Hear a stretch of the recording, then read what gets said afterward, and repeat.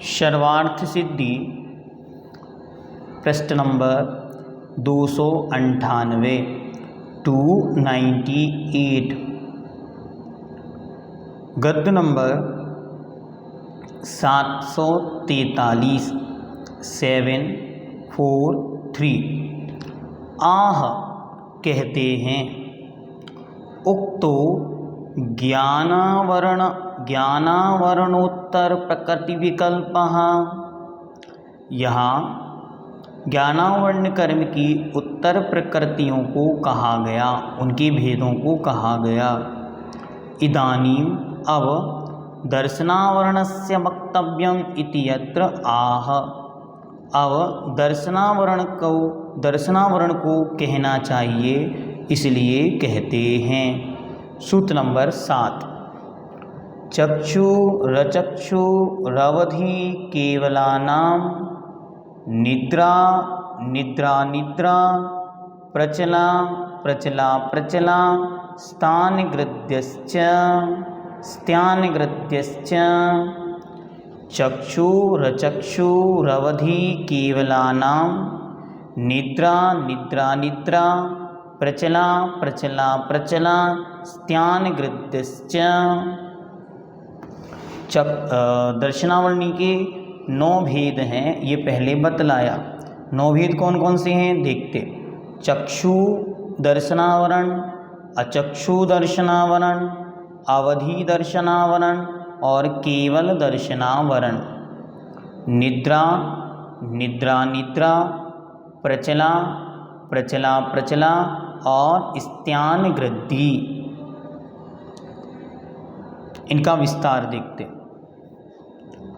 744 चक्षुरवधि केवलानाम् इति दर्शनावरण अपेक्षया भेद निर्देशः। चक्षु अचक्षु आदि जो सूत्र है, यह दर्शनावरण के भेद की अपेक्षा से यहाँ कहा गया।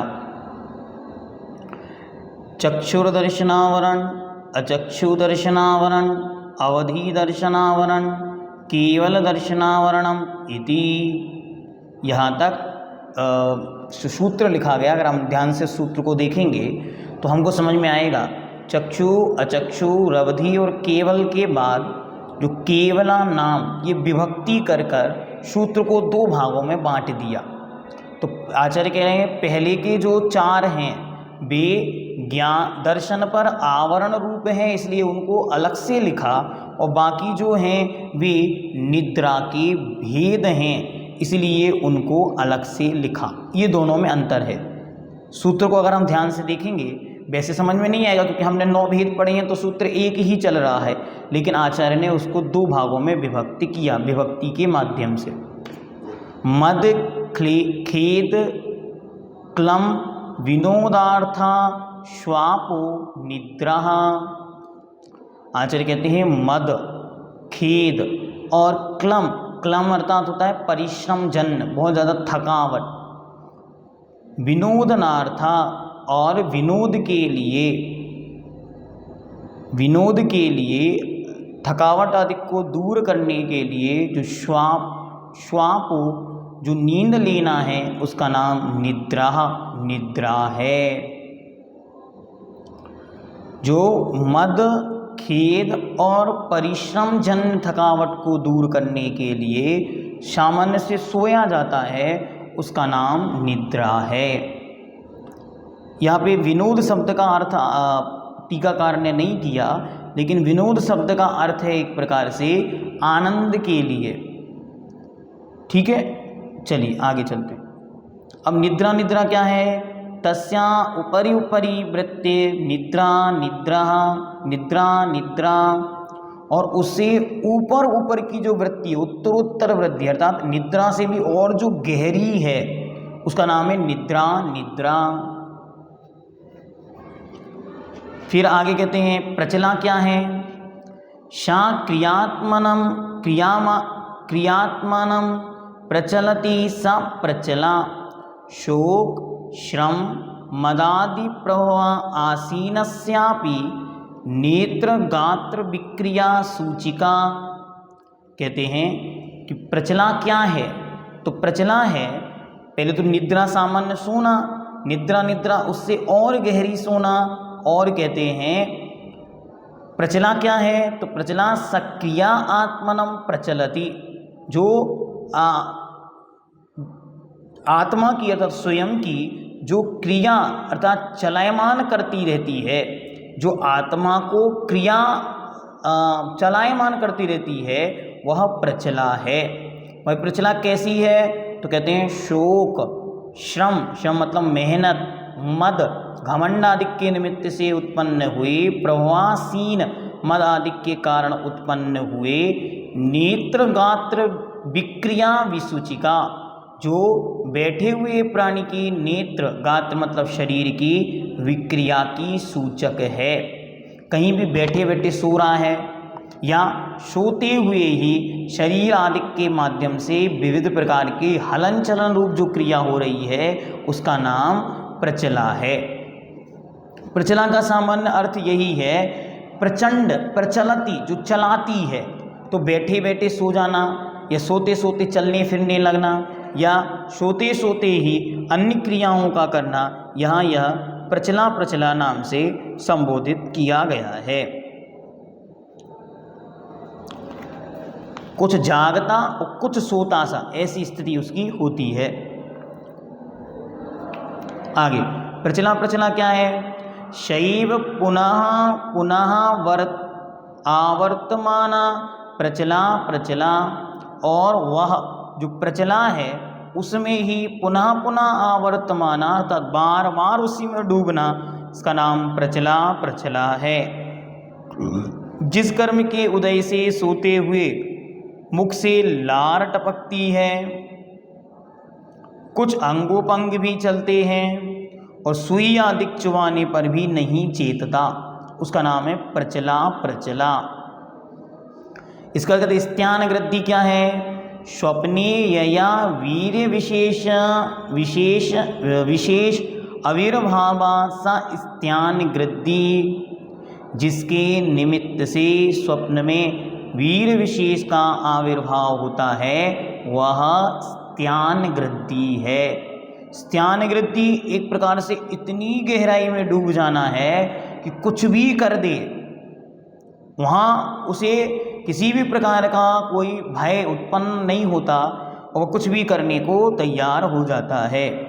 जिस कर्म के उदय से प्राणी सोते समय नाना प्रकार के भयंकर कार्य कर डालता है और जगाने पर कुछ भी मालूम नहीं रहता।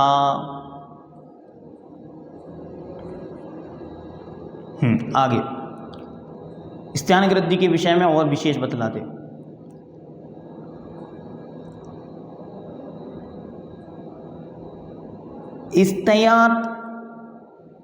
स्तयेते अनेक अर्थत्वात् स्वप्न अर्था इह गृह्यते, कहते हैं जो स्त्यान शब्द है उसके अनेक अर्थ होते हैं, लेकिन फिर भी यहाँ पर मात्र स्वप्न अर्थ ही यहाँ पर ग्रहण किया गया, गृह्यते, ठीक है। गृध्येपि दीप्ति, गृद्धि दीप्तेते जो स्वप्न में प्रदीप्त होती है उसका नाम स्त्यान वृद्धि है। अर्थात स्वप्ने स्त्याने स्वप्ने गृध्यति धातु का दीप्त अर्थ लिया गया है, अर्थात जिसके उदय से क्या होता है, तो कहते हैं स्त्यने स्वप्ने गिद्यति दीप्त्यते यद उदय आत्मा रौद्यम बहुकर्म करोति सा स्त्यान वृद्धि। शक्ति विशेष के प्रभाव के निमित्त से जो उस स्वप्न आदि में ही ऐसी कोई प्रचंड क्रिया कर देते हैं, बहुकर्म, कैसा कर्म, रौद्रम कर्म, जो बहुत प्रचंड कर्म है उसे वह कर देता है। इह निद्रादि भी दर्शनावरणम समानाधिकरणेन अभिसंबध्यते। निद्रा दर्शनावरणादि इत्यादि, और यहाँ पर इनका भी समान अधिकरण होने से अर्थात निद्रा और आवरण का आश्रय होने से, इन कर्म का कारण होने से या बंध होने से इन्हें भी जैसे चक्षु दर्शनावरण कहा था, ऐसे निद्रा दर्शनावरण, निद्रा दर्शनावरण, प्रचला दर्शनावरण, प्रचला दर्शनावरण और स्त्यान गृद्धि दर्शनावरण, इस प्रकार इनको भी जानना चाहिए। अब स्त्यान गृद्धि को विशेष जानने की आवश्यकता है, बाकी सब सामान्य है। निद्रा जो सामान्य से सोना, फिर दूसरी निद्रा अर्थात गहरी नींद में सोना, फिर प्रचलती मतलब विभिन्न प्रकार की क्रियाएं करते हुए भी सोना, एक प्रकार का सुप्तपना है लेकिन फिर भी अलग प्रकार की प्रक्रिया कर रहा है, कुछ जागता कुछ सोता हुआ सा। प्रचला जिस कर्म के उदय से सोते हुए भी मुंह से लार गिरना आदि रूप प्रवृत्ति हो रही। स्त्यान गृद्धि अर्थात कोई भी भयानक से भयानक कार्य करने में कोई भय नहीं, किसी भी प्रकार का कुछ भी करना जिनके संभव है वह कहलाती है स्त्यान गृद्धि। स्त्यान गृद्धि के उदाहरण में एक आदरणीय बड़े पंडित जी साहब एक उदाहरण सुनाते थे मुरैना विद्यालय का, वो भी यहाँ पे प्रासंगिक है तो आपको सुनाते हैं। मुरैना विद्यालय में वहाँ पर एक संस्कृत विद्यालय है, वहाँ पर छात्रावास में बच्चे रहते थे। एक बच्चा था वो रोज़ सुबह पूरा गीला मिलता था, देखा गया 2-3 बार कि वो पूरा एकदम गीला होता है। पता किया, उससे पूछा, उसने कुछ नहीं बताया, आसपास के लोगों से पूछा, किसी को कुछ नहीं पता। अब क्या किया जाए? एक दिन वहाँ के वार्डन को निर्देश दिया गया कि आज आपको पूरी रात सोना नहीं है, इस बालक का ध्यान रखना।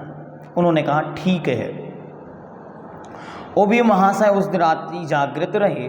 उन्होंने देखा ये बालक अपने स्थान से उठा और उठकर और नदी की ओर जाता जा रहा है। उसको बुलाया, रोका, लेकिन वो नहीं रुक रहा है, जाता जा रहा। और वो जाता है और नदी के किनारे पर खड़े होकर बड़े बड़े भारी भारी पत्थर उठाता है और नदी में से जाकर और फेंक कर उस तरफ छोड़कर आ जाता। ऐसा बहुत देर तक करता रहा। करने के बाद आके वापस सो जाता। वो जो देखने वाला था वो भयावह दृश्य को देखकर डर गया। उसने सोचा कोई भूत है, कोई अन्य कोई इसको कुछ क्रिया है आदि। सुबह उसे जगाया गया, उससे पूछा गया, उसने कहा मुझे कुछ नहीं पता कि रात में मैं कहाँ था, क्या हुआ आदि। फिर उसे वापस उसी नदी के किनारे ले गए। उसे वहाँ पर वो पत्थर उठाने को कहा गया, उससे वो पत्थर हिले भी नहीं। जिस पत्थर को उसने स्वयं उठाकर अपने हाथों से उठाकर फेंका था, उन्हें वो उठा भी नहीं पाया, हिला भी नहीं पाया। तब ये समझ आया कि ये कोई विशिष्ट प्रक्रिया उसके अंदर चलती है। ये सारी की सारी चीज़ें दर्शनावरण से संदर्भित हैं। ये सब निद्रा के प्रभाव में आकर वह जीव ऐसी प्रवृत्ति करता है, ऐसी प्रकृति करता है जिसे अन्य सामान्य जीव या सामान्य अवस्था में नहीं कर पाता। स्त्यान गृद्धि का मुख्य संबंध स्वप्न से है और स्वप्न का मुख्य भाव यह है कि जो कार्य जीव चेतन अवस्था में, जागृत अवस्था में करना चाहता था, लेकिन उसे किसी निमित्त के कारणवशात या किसी अन्य वस्तु के वशात नहीं कर पाया है, तो उसे वह उस अवस्था में पूर्ण करने का भाव करता है और उसे करने के लिए तत्पर होता है। अर्थात प्रतिक्रिया ऐसी करता है कि उसकी वह क्रिया उस स्वप्न में या उस निद्रा अवस्था में पूर्ण हो जाए। इसलिए ये निद्राएं यहाँ पे बतलाई गई कि कैसे कैसे निद्रा संबंधी, देखने संबंधी कार्य संभव हो सकते हैं, होते हैं।